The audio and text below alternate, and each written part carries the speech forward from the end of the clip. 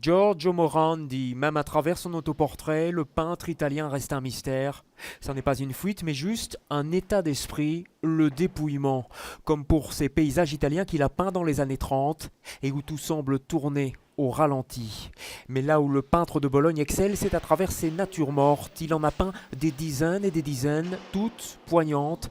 Elles l'ont d'ailleurs rendu célèbre dans le monde entier. Aujourd'hui, nous pouvons dire que Morandi c'est un personnage, un peintre universel, parce que c'est ainsi le peintre avec qui aussi le temps image aujourd'hui peut dialoguer. Et j'ai rencontré dans ma vie beaucoup de personnages, des artistes, Paul Auster, Don DeLillo qui aime beaucoup Morandi, aussi des réalisateurs comme Bernardo Bertolucci. Le cinéma justement, qu'il a honoré plusieurs fois comme ici dans cette scène de la Dolce Vita de Fellini.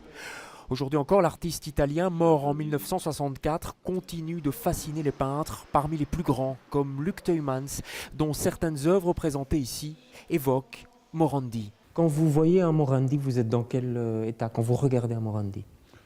Bon, je suis peut-être dans un état comme quelqu'un qui est en fait assis devant un Morandi, qui est derrière lui.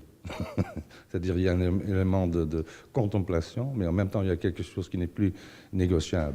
La rétrospective Morandi ouvre ses portes demain à Beaux-Arts au grand public jusqu'au 22 septembre.